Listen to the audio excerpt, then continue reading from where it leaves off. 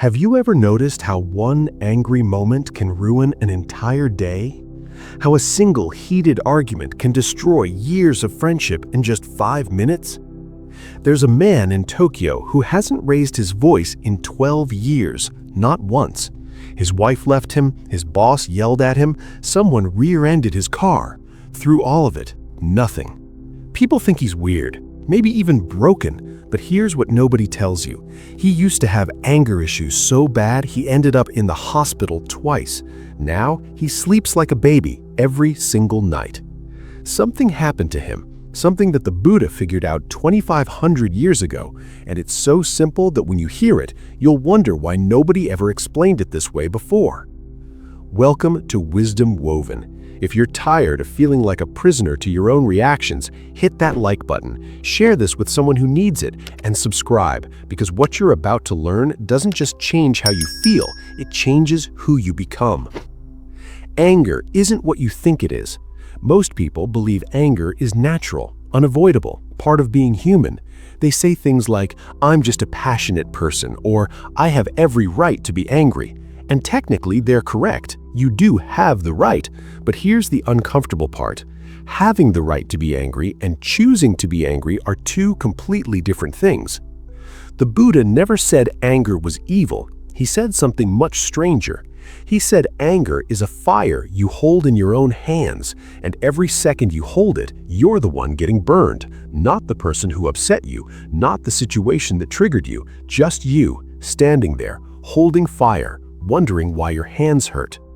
Most people spend their whole lives arguing with reality. Traffic shouldn't be this bad. People should be more respectful. Life should be fair. And every single one of those thoughts is gasoline on a fire, because reality doesn't care what you think should happen. It just keeps being exactly what it is. There's a reason Buddhist monks look so calm. It's not because they live in temples away from the world. Some of them live in the noisiest cities on earth. It's because they stopped arguing with what is. They learned something that sounds ridiculous until you try it. They learned that peace isn't something you find, it's something you stop destroying. Right now, your mind is probably doing something interesting. It's looking for a reason why this won't work for you. Your situation is different. Your anger is justified. The people in your life are actually terrible. And maybe that's all true, but notice what's happening. You're defending the very thing that's making you miserable. Anger feels powerful. That's the trick. When someone disrespects you, when you snap back, there's a rush, a sense of control, like you just protected yourself. But ask yourself this, an hour later, how do you feel? A day later, a week later? That power you felt was a loan, and the interest rate is brutal. The man in Tokyo didn't become calm by going to therapy. He didn't take medication. He didn't move to a mountain. He just started paying attention to something incredibly small, the 3 seconds between the trigger and the reaction. Most people don't even know those 3 seconds exist. They think anger just happens to them, like weather, but it doesn't. There's a gap. And inside that gap is every choice you've ever wanted. Buddhism teaches that anger is a secondary emotion. It never comes first. Something else always comes before it. Fear, hurt, shame, disappointment. Anger is just the bodyguard, the thing your mind sends out because the real feeling is too vulnerable to show. So you get angry instead, and everyone thinks that's the real you. Here's where it gets interesting. The Buddha said all suffering comes from attachment, not from bad things happening, from wanting reality to be different than it is. Your coworker didn't ruin your day. Your attachment to respect ruined your day. Traffic didn't stress you out. Your attachment to being on time stressed you out. This sounds like word games until you test it. Imagine you're holding a glass of water. Not heavy, right? Now imagine holding it for an hour. Your arm starts shaking. 2 hours, it's agony. 3 hours, you'd collapse. The glass didn't get heavier, you just kept holding it. That's anger. The weight doesn't come from what happened, it comes from the fact that you won't put it down. Most people think letting go of anger means letting people disrespect them. It doesn't. You can set boundaries without fire in your hands. You can walk away without burning yourself. You can say no without destroying your own peace. But nobody teaches this, so everyone keeps holding the glass, wondering why their arms hurt. There's a strange thing that happens when you stop getting angry. People don't know what to do with you. They try to provoke you. They want the old reaction. Because your anger was predictable, useful even. It let them know where the limits were. But when you stop playing that game, something shifts. You become unmovable. Not cold, not emotionless, just unmovable. The promise here isn't that you'll never feel anger again. That's not realistic. The promise is that anger will stop controlling you. It'll show up like a visitor. You'll notice it. You might even say hello, but you won't invite it to stay. You won't let it redecorate your entire mind. What if everything you thought about anger was backwards? What if the strong response isn't the explosion, but the silence? What if real power looks nothing like what you've been taught? The next 7 parts of this journey will show you exactly how this works, not in theory, in practice, the way the Buddha actually meant it. Because somewhere, right now, that man in Tokyo is sitting in traffic. Someone just cut him off, and he's smiling. Not because he's pretending, but because he finally realized something. The person who cut him off isn't his problem anymore. He used to be his own problem, and that problem just ended. Your brain has a glitch, a design flaw that's been there for thousands of years, and until you understand it, you'll keep falling into the same trap over and over again. When someone insults you, something happens in your head faster than thought. Your amygdala lights up like a Christmas tree, heart rate spikes, blood pressure jumps, hands clench. All of this happens in about 0.2 seconds. You didn't choose it. You didn't think about it. Your body just went to war. This is your survival system, the same one that kept your ancestors alive when a tiger jumped out of the bushes. Except there's no tiger anymore, just Karen from accounting saying something passive-aggressive about your report. But your brain can't tell the difference. Threat is threat. The Buddha sat under a tree for 49 days trying to figure this out. Not because he was peaceful, because he was furious at himself, at the world, at the fact that nothing made sense. And somewhere in those 49 days, he saw it, the pattern everyone misses. Anger doesn't start with other people. It starts with a story you tell yourself in less than a second.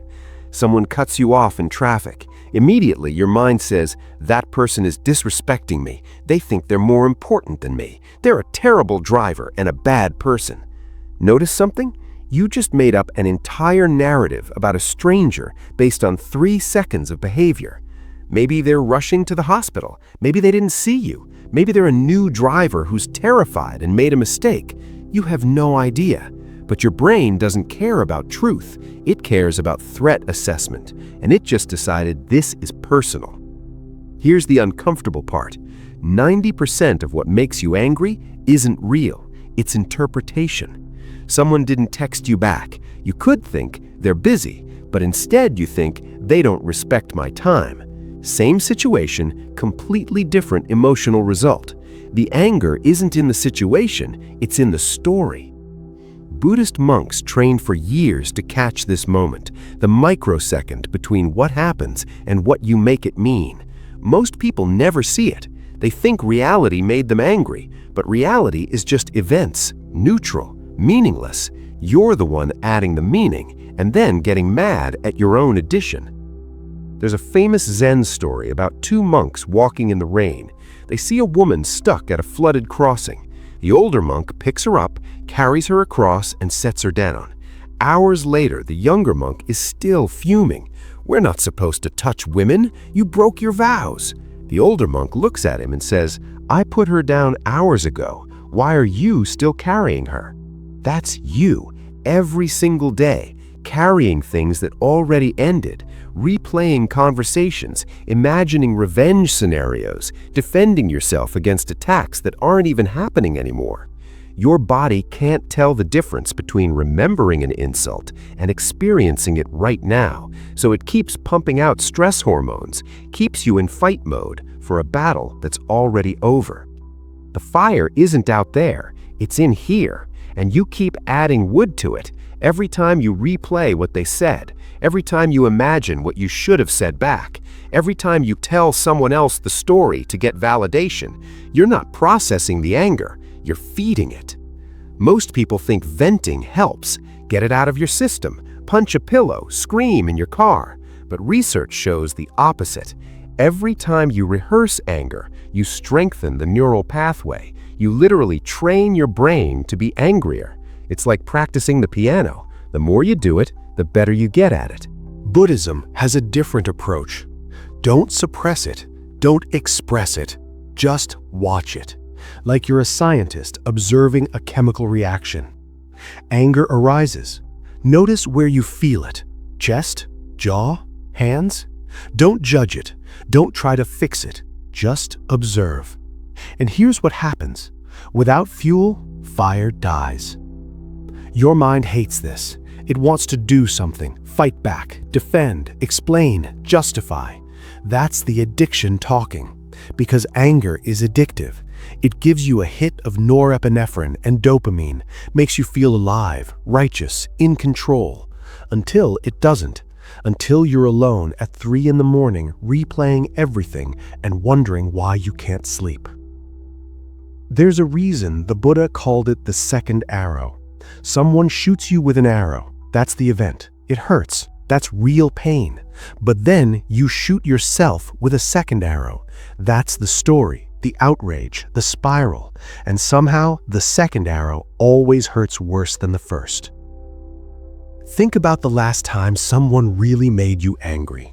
Now think about how long the actual event lasted.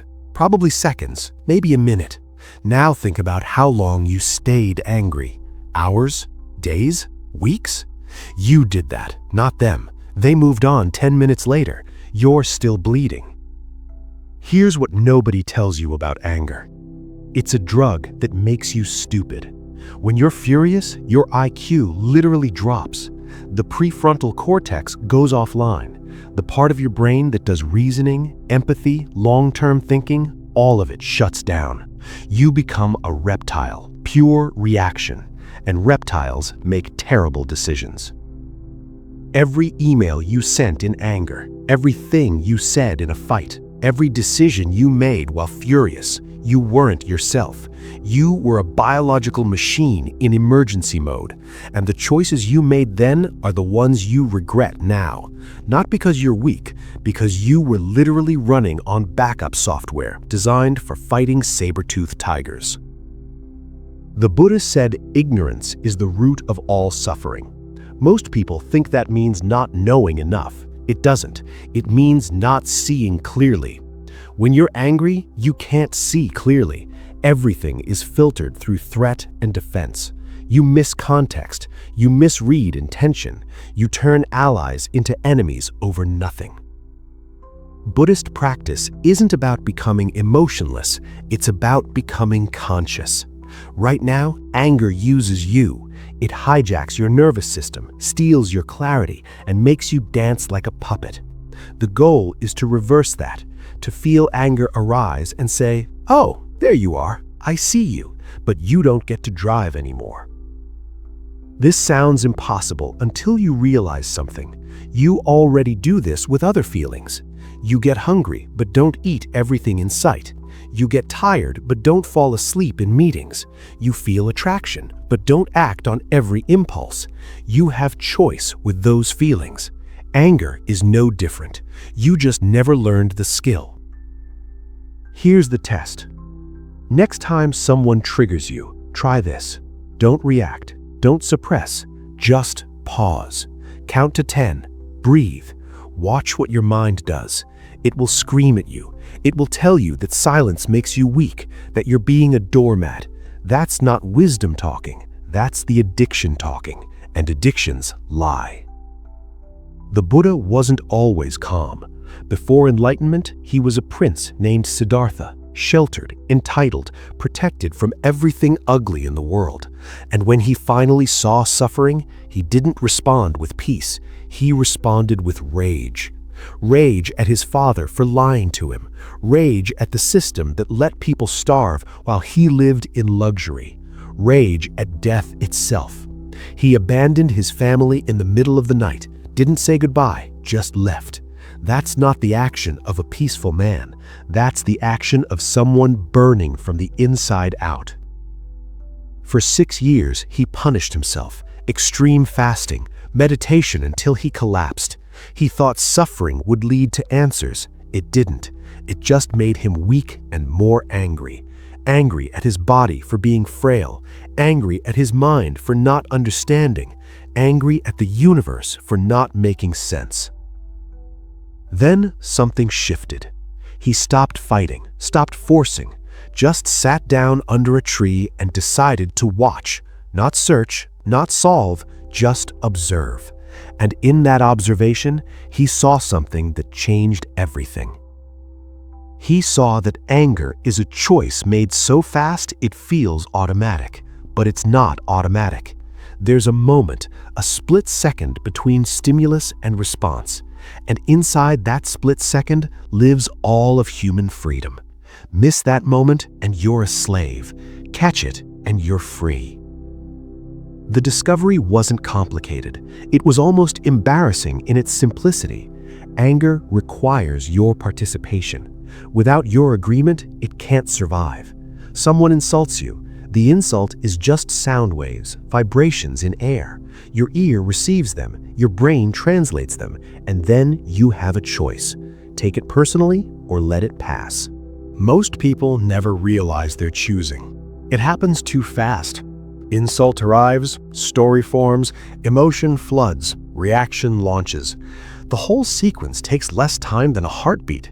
But the Buddha slowed it down, frame by frame, and realized every step requires consent. Here's what he taught. Someone hands you a gift, you don't accept it. Who does the gift belong to? Them, not you. Anger works the same way. Someone offers you disrespect. You don't have to accept it. They can stand there holding it. That's their problem, not yours. This sounds like spiritual bypassing until you actually try it. Someone says something cruel. Your first instinct is to fire back. But what if you just looked at them? Really looked, with curiosity instead of defense?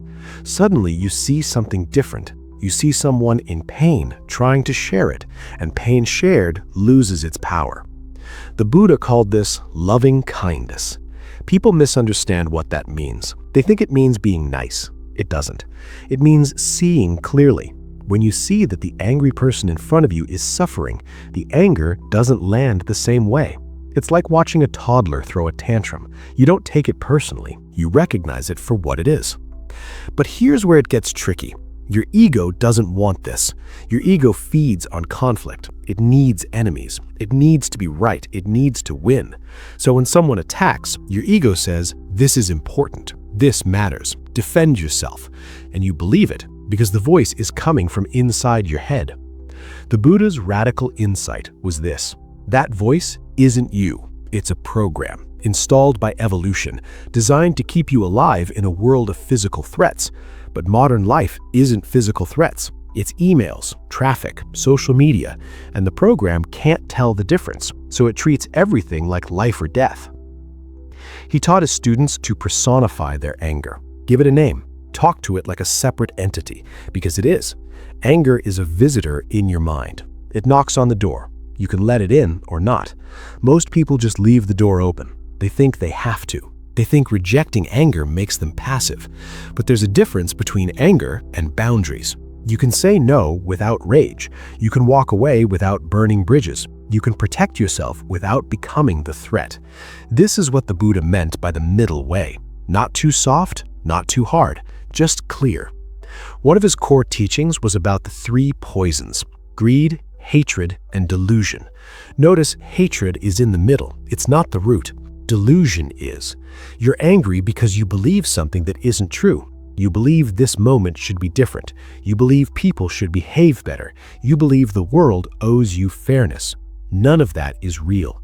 The world doesn't owe you anything. People act according to their conditioning, not your expectations. And this moment is exactly as it should be, because this is the moment that is. Fighting reality is like punching the ocean. The ocean doesn't care. You just hurt your hand. The Buddha never promised that life would stop being difficult. He promised that you could stop making it worse. There's suffering that comes from living. Sickness, aging, loss, that's unavoidable. But then there's suffering that comes from resistance, from wanting things to be different. That's optional, and anger lives entirely in the optional category. He used to say that holding on to anger is like drinking poison and expecting the other person to die. Everyone nods when they hear this, but then they keep drinking because the poison tastes like justice, like self-respect, like strength. It's only later, when your insides are corroded, that you realize what you've done. There's a story about the Buddha encountering a man who spent an entire hour insulting him, mocking his teachings, calling him a fraud. The Buddha just listened. When the man finally stopped, exhausted, the Buddha asked one question. If someone offers you a gift and you decline it, who does the gift belong to? The man said, the person who offered it. The Buddha smiled. Exactly.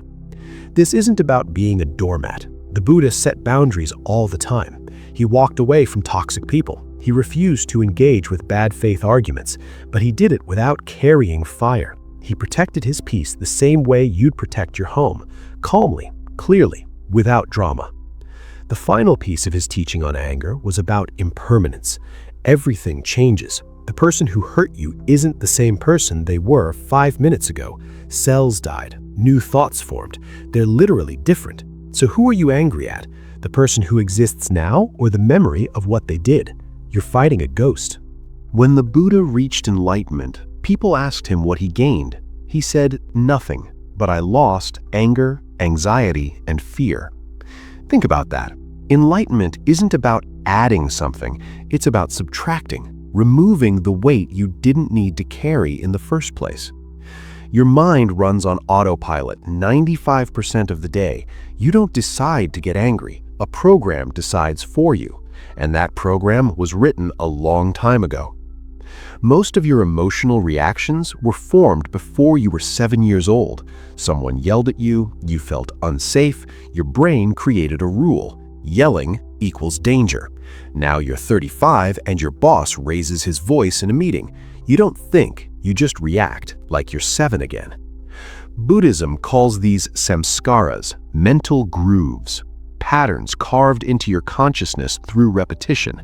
Every time you react the same way to the same trigger, you deepen the groove.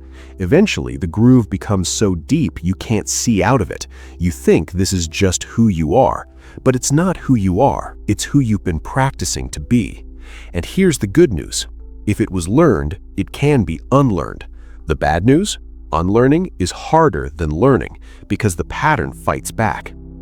Watch a baby. Something bothers them. They cry. 2 minutes later, they're laughing. Emotion moves through them like weather. It comes, it goes. No story, no grudge, no 3-day silent treatment. Somewhere between childhood and adulthood, you learned to hold on, to make emotions mean something about you. Your anger isn't random. It has a signature, a specific flavor. Some people get cold and silent. Others explode. Some turn it inward. Others spray it everywhere. Your pattern was created by someone else's pattern. Your father's rage, your mother's passive aggression, your siblings' cruelty. You absorbed it, made it your own. There's a Buddhist concept called dependent origination. Nothing exists in isolation. Everything arises from conditions. Your anger right now is the result of 10,000 causes. What you ate, how you slept, something someone said 3 days ago, the book you read when you were 12. It's all connected. This should be liberating. If anger is just conditions coming together, then it's not personal. It's not you being broken or bad. It's just patterns playing out. But most people hear this and feel worse, because if it's not personal, they can't blame anyone, and blame feels better than responsibility. Here's where it gets strange. Your mind is designed to make you suffer, not because it hates you, because suffering kept your ancestors alert. The caveman who worried survived. The one who relaxed got eaten. So your brain became a prediction machine, constantly scanning for threat. Modern life broke this system. There are no predators anymore, but your brain still needs to find danger, so it turns normal events into emergencies. Someone doesn't like your post. Your brain says, social rejection. You'll be exiled from the tribe. You'll die alone. Over a thumbs up. This is not rational, but it's happening in your head right now.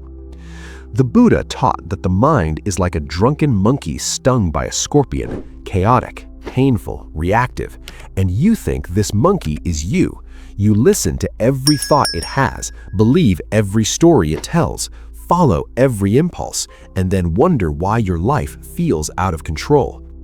Meditation isn't about stopping thoughts, it's about realizing you're not the monkey, you're the one watching the monkey. There's you, and then there's the noise in your head.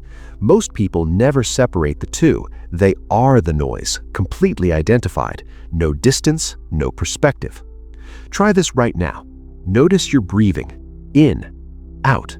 Where did that instruction come from? Who's doing the noticing? That's the real you, the awareness behind the thoughts.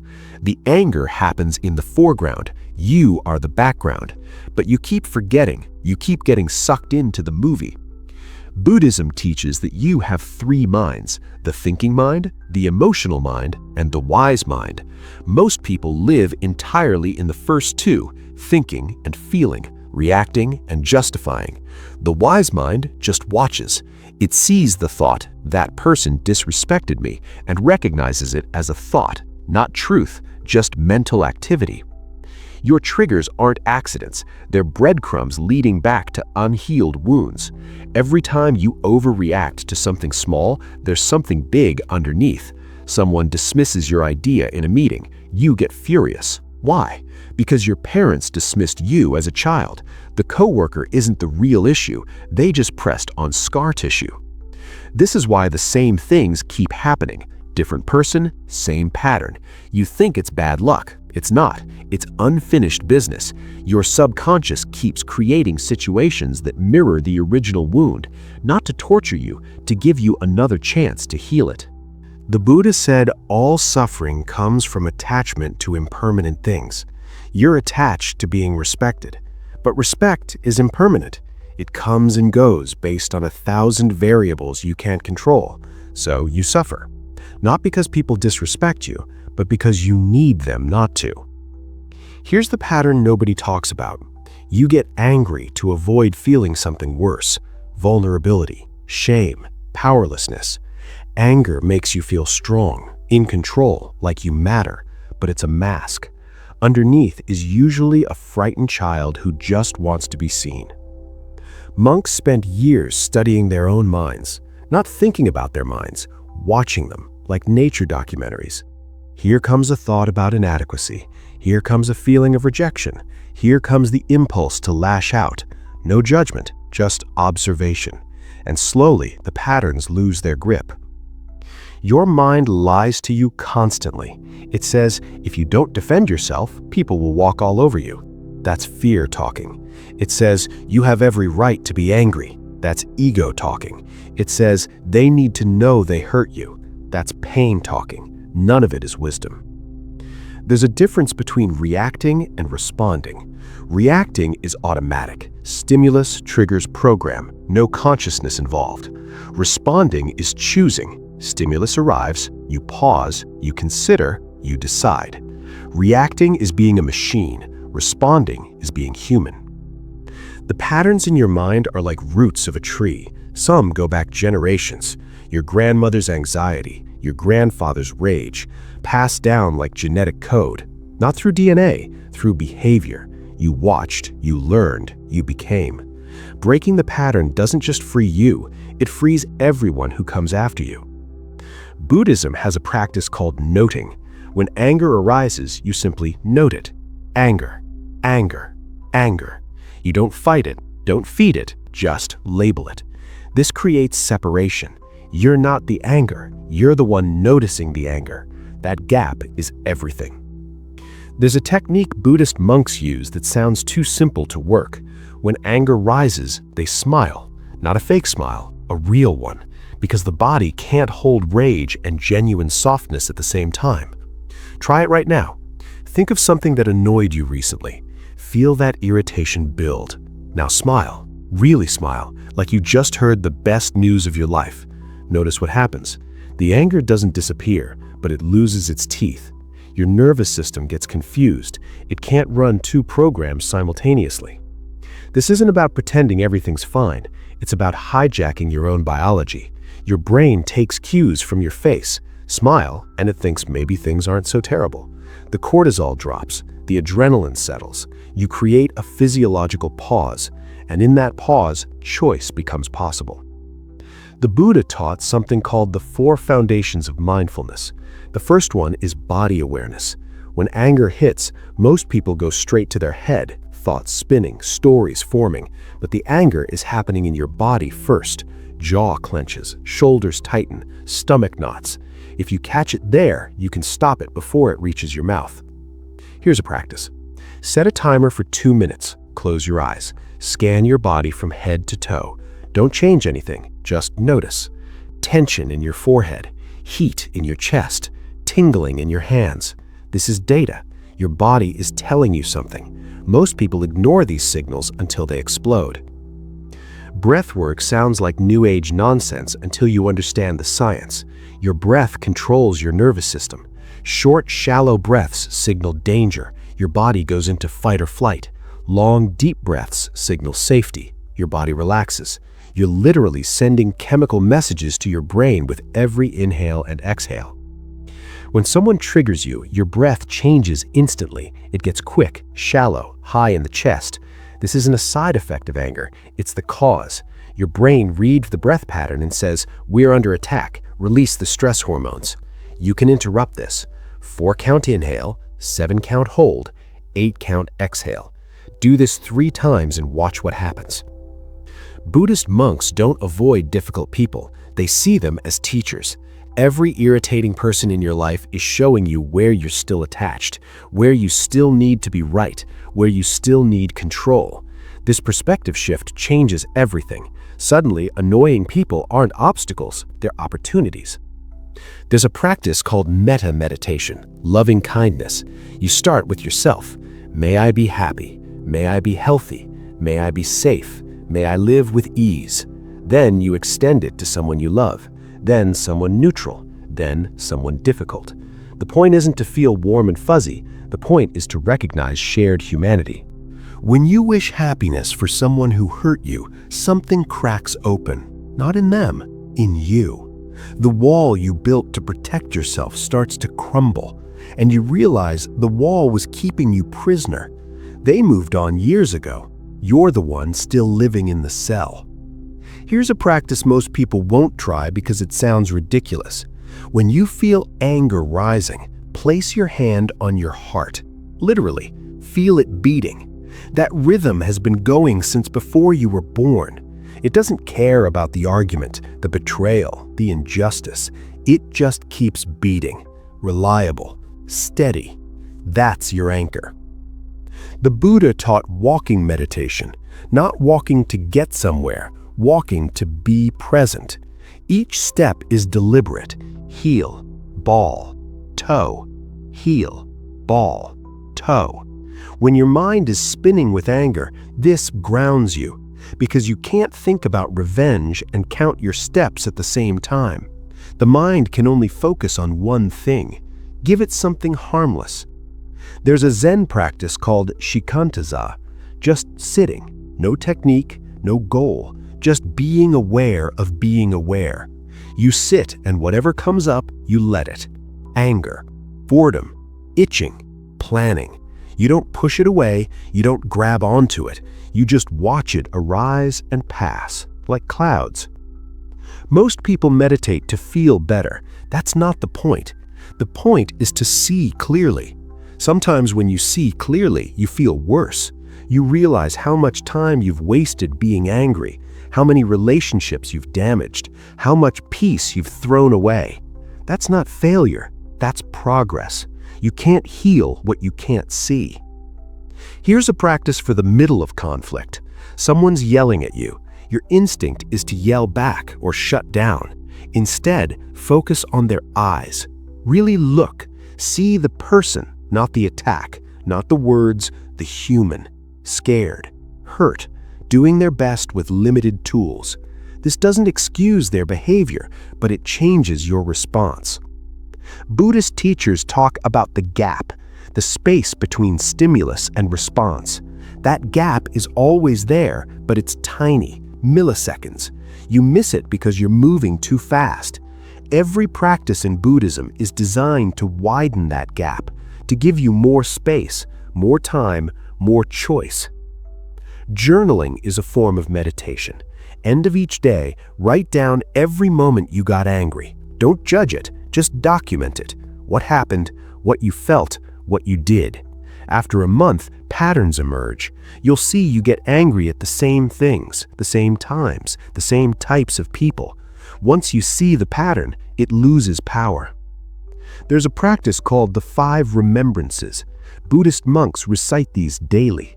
I am of the nature to grow old. I am of the nature to get sick. I am of the nature to die. Everything I love will change. My actions are my only true belongings. Read those slowly. Feel the weight. Suddenly, the thing you're angry about seems smaller. Here's the practice nobody wants to hear. Forgiveness. Not for them, for you. Forgiveness doesn't mean what they did was okay. It means you're done carrying it. You're putting down the weight. This doesn't happen in one big moment. It happens in tiny choices. Every time you choose not to replay the story, every time you choose not to tell someone else, every time you choose to let it be in the past where it belongs. The Buddha created something called the Eightfold Path. Right speech is one of them. Before you speak, ask 3 questions. Is it true? Is it kind? Is it necessary? Most angry words fail all 3. They're exaggerated, they're cruel, they're venting. And once you say them, you can't unsay them. Words are like arrows. Once released, you can't call them back. Monks practice something called noble silence, periods where they don't speak at all. Not because speech is bad, because most speech is unconscious, reactive, filling space. When you stop talking, you start hearing. The noise in your own head, the stories you tell yourself, the lies you believe. Silence reveals what words hide. Here's a daily practice that takes 30 seconds. Before you get out of bed, set an intention. Today, I choose peace over being right. That's it. You'll forget it by breakfast, but somewhere in your subconscious, it's working. And maybe, just maybe, when the moment comes, you'll remember and you'll choose differently. There's a monk in Thailand who teaches anger management to prisoners, murderers, gang members, people who've spent their lives solving problems with violence. And he starts every session the same way. He asks them to clench their fist as hard as they can for 60 seconds. At first, it feels powerful, strong, in control. But around 30 seconds, the hand starts shaking, muscles burn. By 60 seconds, everyone's in pain. Then he says one sentence. This is what you do to yourself every time you hold on to anger. Nobody's making you squeeze. You're doing it to yourself. The prisoners get it instantly because they know what it's like to be trapped. They're in cells, but they realize they've been in a different kind of cell their whole lives, a cell made of reaction. Someone disrespects them, they react. Someone challenges them, they react. No pause, no choice, just stimulus and automatic response. Breaking the chain starts with catching yourself mid-reaction. This is harder than it sounds. You're already yelling, already typing the angry email, already slamming the door. And somewhere in the middle of it, a tiny voice says, "Wait, do I actually want to do this?" That voice is your way out. Most people ignore that voice. They're too committed. They've already started the reaction. Stopping now would feel like weakness, like backing down. So they finish. They send the email. They say the cruel thing. And immediately after, they regret it. Every single time. But next time, same pattern. The Buddha taught that awareness alone is curative. You don't have to fix yourself. You just have to see yourself. Really see. Without the justifications, without the excuses. Just pure Observation.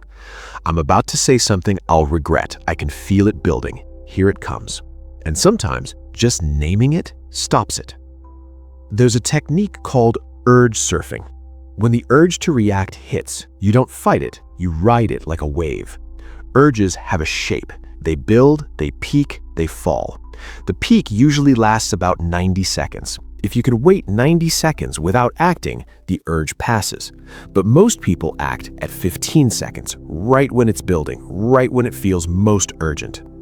Here's what happens in those 90 seconds if you just wait. The anger doesn't go away, but it transforms.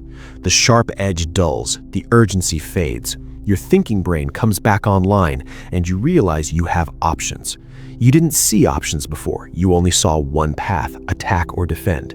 But there are always more paths. You just couldn't see them through the red haze. Buddhist psychology talks about the near enemy, something that looks like a virtue but isn't. The near enemy of peace is suppression.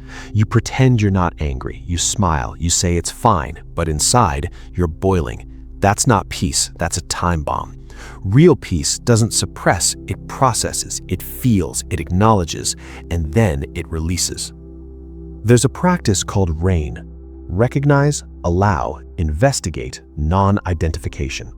When anger comes, first recognize it. This is anger. Don't judge it, just name it. Then allow it. Let it be there. Don't push it away. Third, investigate it. Where do you feel it? What thoughts accompany it? What does it want? Finally, non-identification. This is anger, but it's not you. You're the space in which anger appears. Breaking the chain means breaking the belief that your feelings are facts. You feel disrespected. That's a feeling. It's not necessarily true. Maybe they didn't even notice you. Maybe they're dealing with their own crisis. Maybe they're socially awkward. Your feeling of disrespect is real, but the story about why you feel it might be completely wrong. Here's the practice. Next time you feel angry, write down the thought that's driving it. They don't value me. I'm being treated unfairly. Nobody respects my time. Now, write down 3 alternative explanations that could be equally true. Force yourself. This isn't about being right. It's about seeing options. Anger makes you think there's only one truth, yours, but there are always multiple truths. The Buddha said, craving and aversion are 2 sides of the same coin. You want reality to be different. When you crave something and don't get it, anger. When you avoid something and it happens anyway, anger. Both come from the same root, the belief that you should control what you can't control. There's a story about a Zen master whose temple was robbed. Students were furious. We should report this, track them down, get justice. The master said, I gave them what they could carry. I only wish I could have given them more. The students didn't understand. How can you not be angry? The master smiled. Anger won't bring back what's gone. It will only steal my peace. Why would I let thieves steal twice? This isn't about being passive. The master probably changed the locks, maybe added security, but he did it from wisdom, not rage. There's a huge difference. Rage makes you reactive. Wisdom makes you strategic. Rage wants revenge. Wisdom wants resolution. Breaking the chain requires breaking your addiction to being right. Most arguments aren't about the topic. They're about who gets to be right. You'd rather win than be happy. You'd rather prove your point than preserve the relationship. And you think this is strength. It's not. It's ego. And ego is just fear wearing a crown.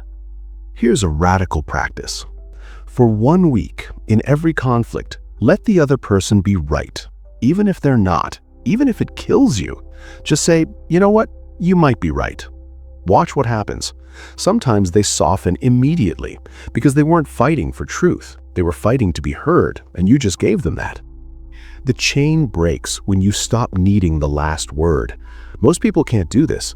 The conversation ends, they walk away, but in their head it continues for hours. I should have said this. Next time I'll say that. They win imaginary arguments against people who've moved on. This isn't processing, this is rehearsing, and every rehearsal strengthens the pattern. Buddhist monks practice something called beginning again. You mess up, you react in anger, you say the wrong thing. Okay, that happened. You can't undo it, but you can begin again, right now, this breath, this moment. You don't have to carry forward the identity of angry person. You can be someone different starting now. There's a concept called the rubber band effect. The harder you pull away from anger through suppression, the harder it snaps back.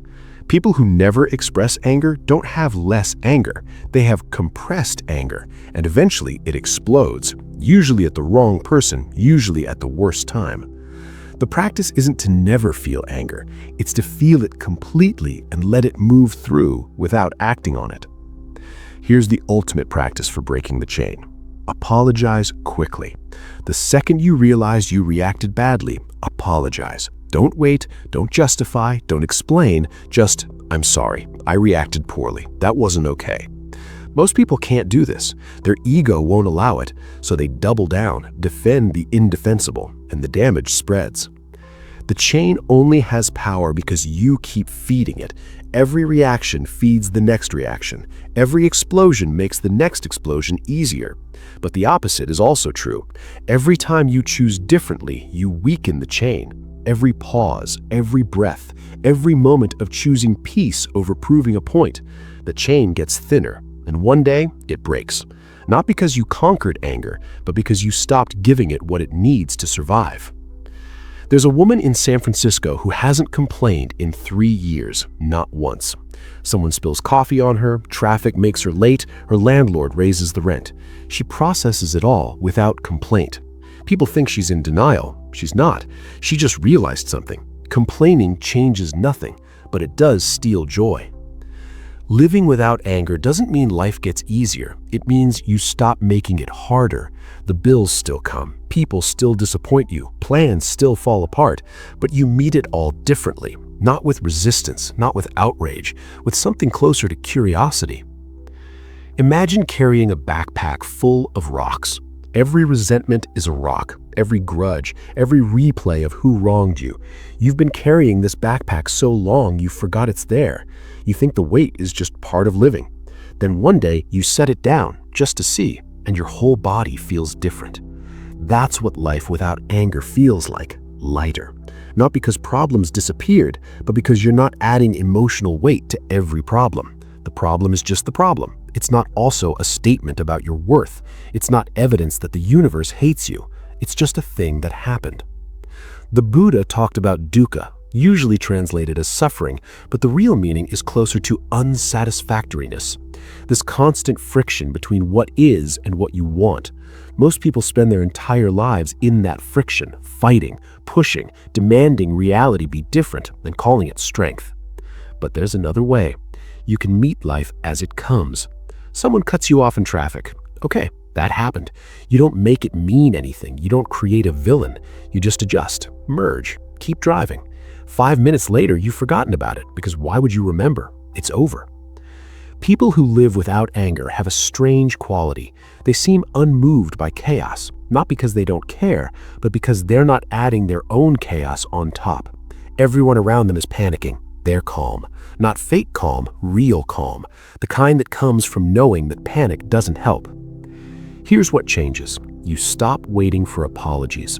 Most people hold on to anger until the other person says sorry. But what if they never do? What if they don't even know they hurt you? What if they died? Are you going to carry this forever? Living without anger means you apologize to yourself. I'm sorry I held on to this so long. I'm putting it down now. Your relationships transform because you're not bringing yesterday's anger into today's conversations. Every interaction is fresh. Your partner isn't the person who always does that thing. They're just a person right now, in this moment. Maybe they'll do the thing, maybe they won't, but you're not pre-angry about it.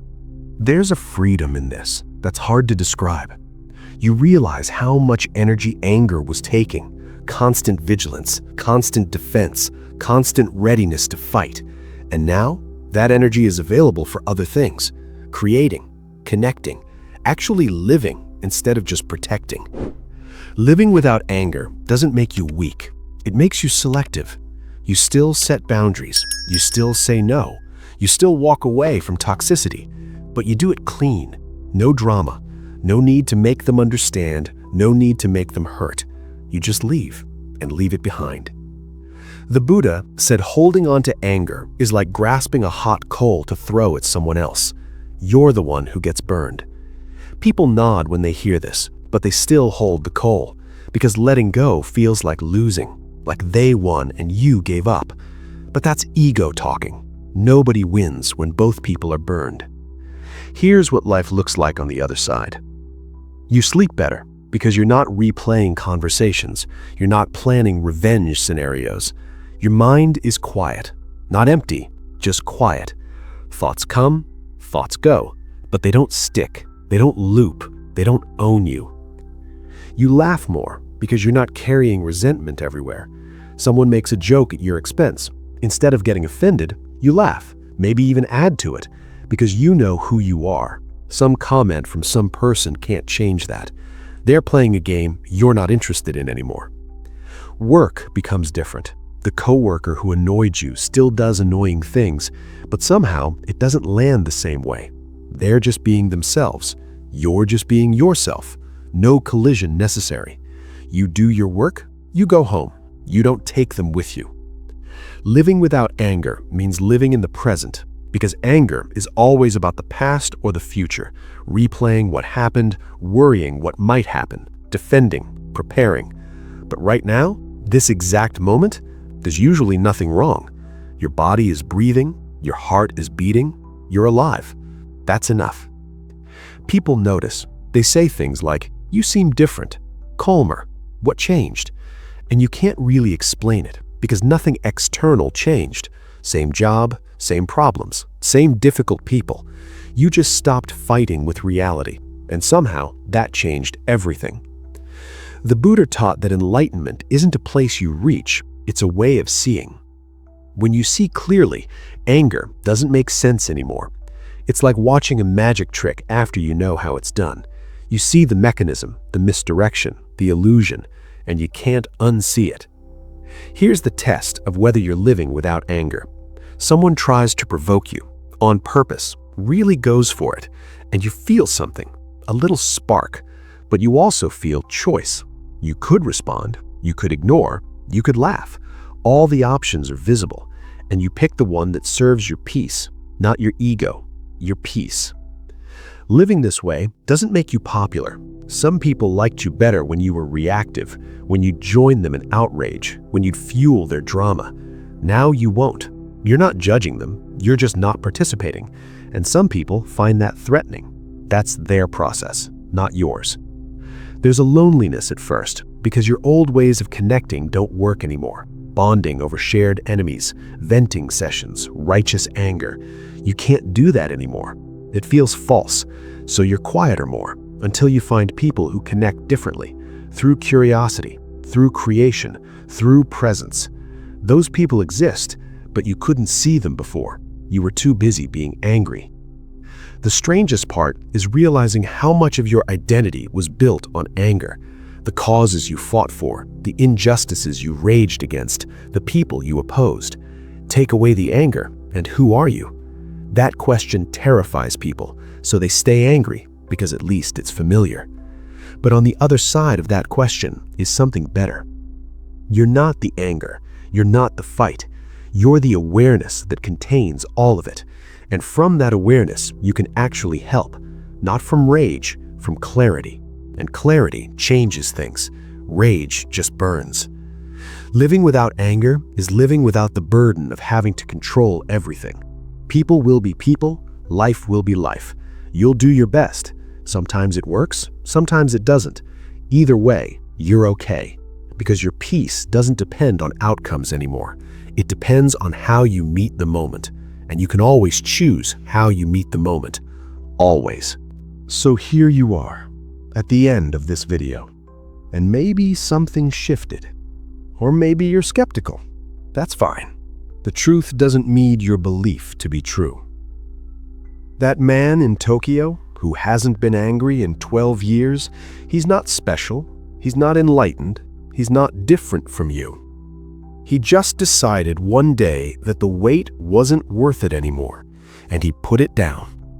That's all this is, a decision you keep making.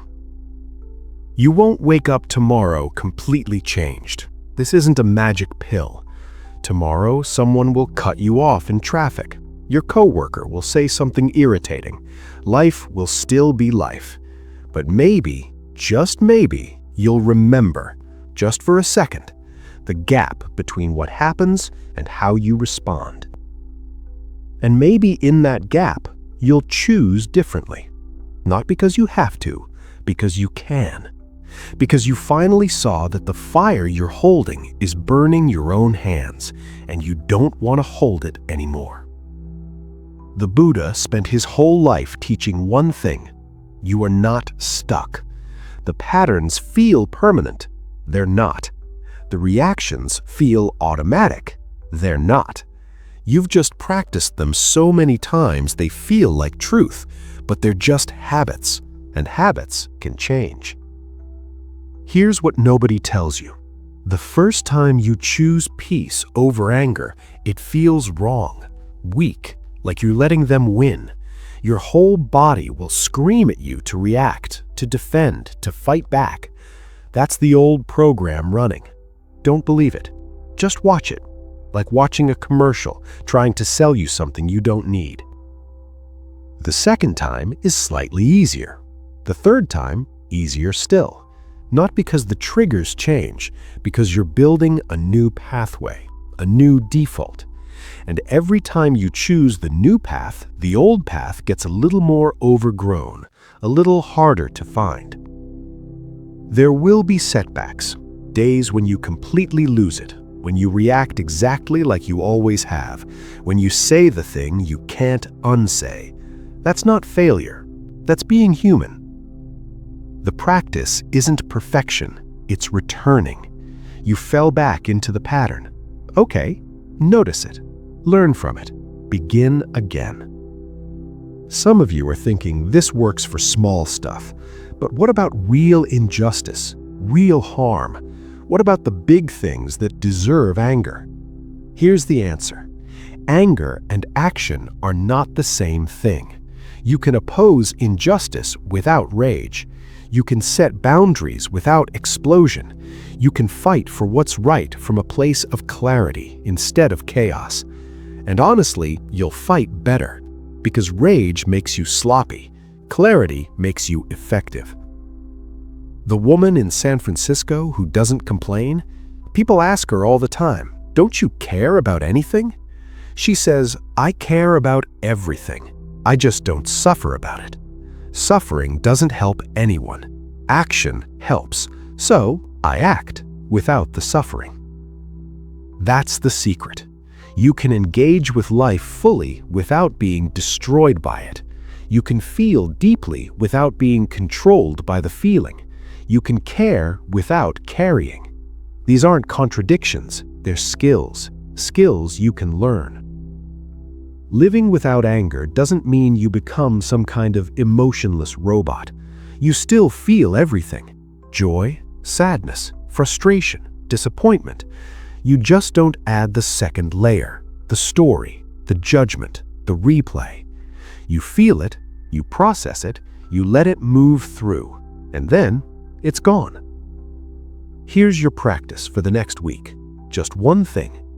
When someone triggers you, before you respond, take 3 breaths. Count them. 1, 2, 3. That's it. You can still respond however you want after, but take the 3 breaths first. See what happens. Most of you won't do it. You'll read this, you'll think, "That's interesting," and then life will happen and you'll forget. That's fine. But some of you will try, just once, and in that moment, something will crack open. You'll feel the gap, the space, the choice. And once you feel it, you can't unfeel it. The path forward isn't complicated. It's simple. Notice, pause, choose. Notice the trigger, pause before reacting, choose your response. Simple doesn't mean easy, but it means doable by anyone, including you. The Buddha's final words were, "Work out your own salvation with diligence." He didn't say, "Believe me." He didn't say, "Follow me." He said, "Test this, try it, see for yourself."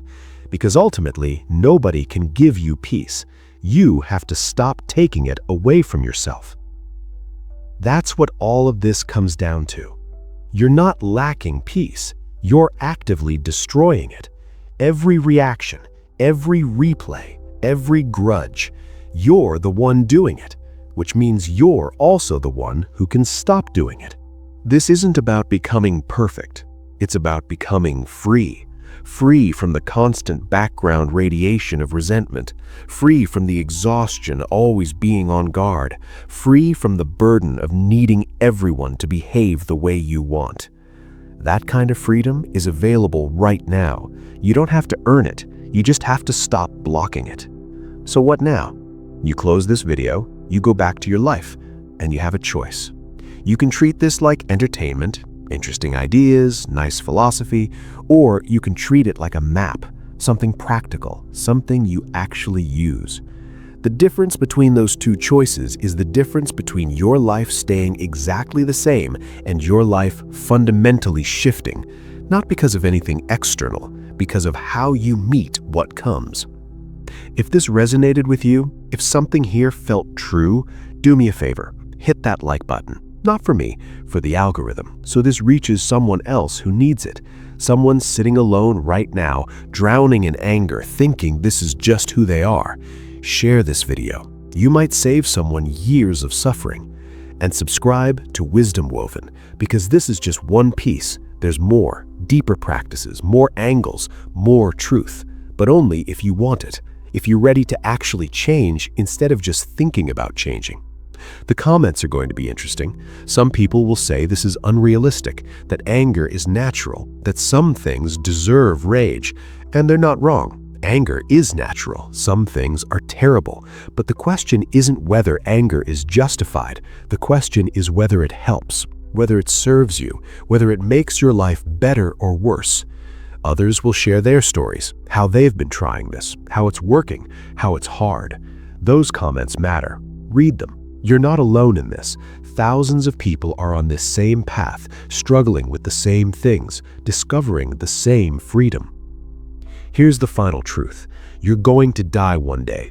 That's not morbid, that's just fact. And when you're on your deathbed, you won't wish you had been angrier. You won't wish you had held more grudges. You won't wish you had won more arguments. You'll wish you had been more present, more peaceful, more free.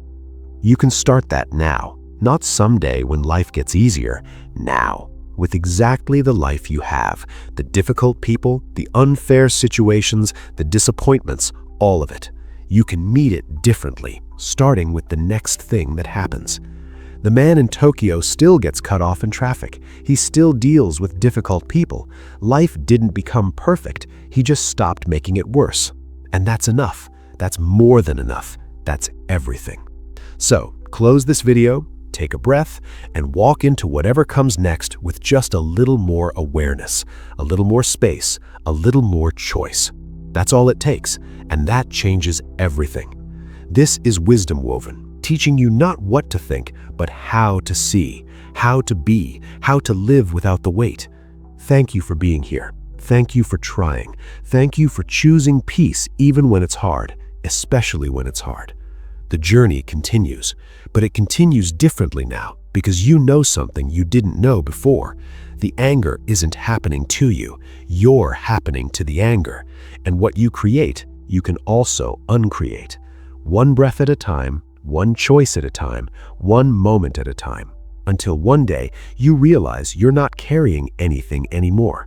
You're just here, fully, completely, free.